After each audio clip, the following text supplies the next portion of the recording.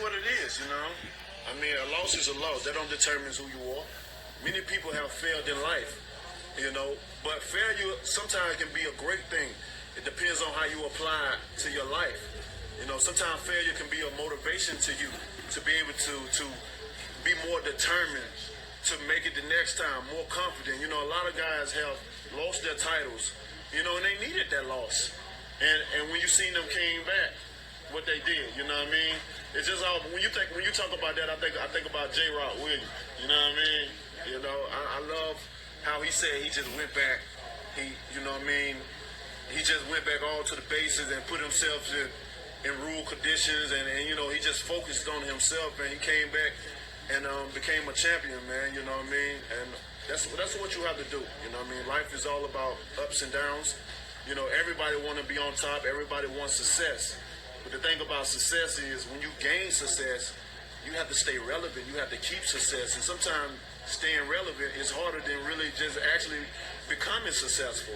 So if you don't have a work ethic now, don't worry about being successful, because you're not going to last long unless you want to be a one-hit wonder.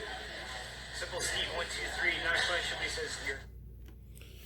Those are the words of Deontay the Bronze Bomber Wilder. And, you know, of course, they asked him what if he loses to Ortiz? He says, well, hey, if I lose, you know, I mean, if I lose, it could be a good thing.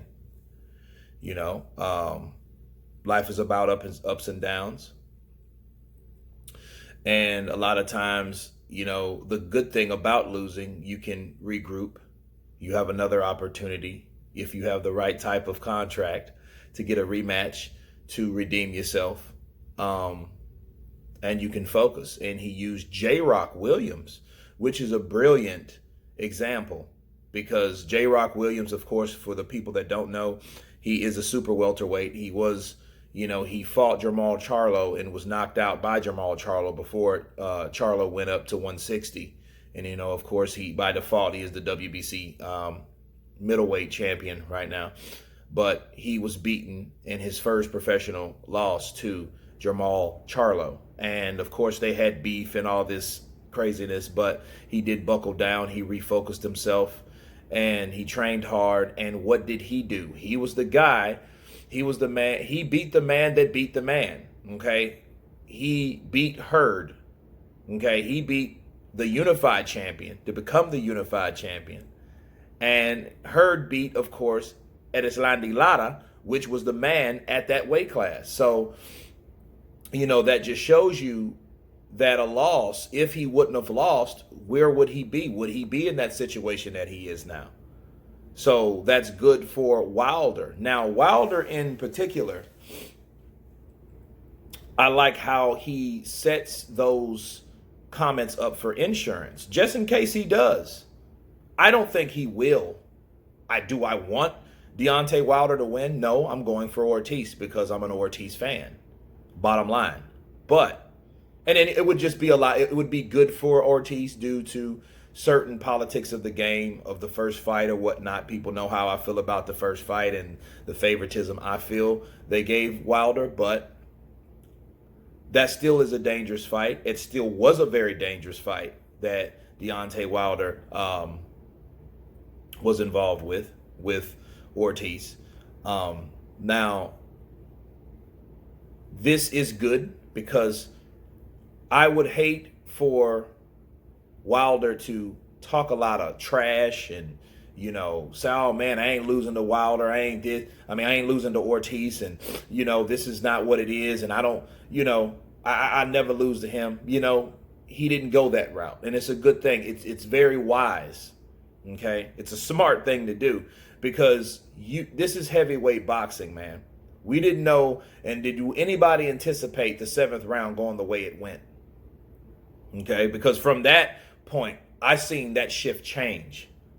You know, of course, I think people got in the way of making that shift naturally flow like it's supposed to. But that fight shifted in a way that you were like, whoa, what was that? Right hook came from nowhere, buckled Wilder, and Wilder got assaulted.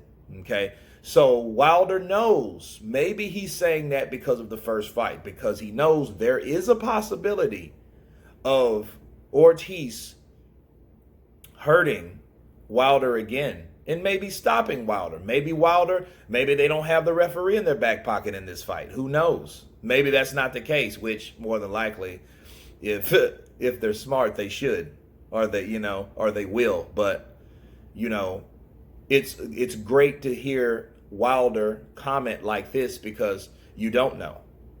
But then maybe it is damage control. Maybe it's the fact that Ortiz did look bad in his last couple fights. He didn't look the best. He didn't look like he was aging. He looked like he slowed down a little bit. So it looked better for a selling of the fight. Like, hey, maybe I might lose.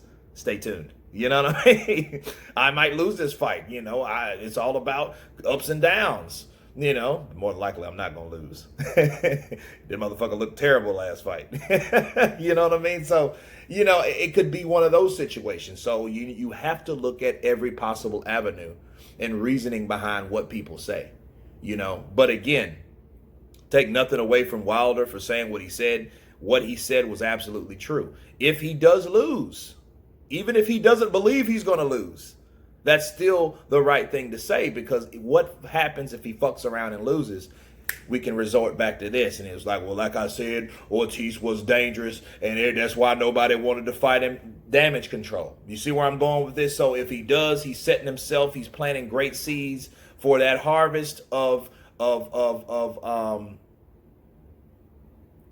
damage control, cushion.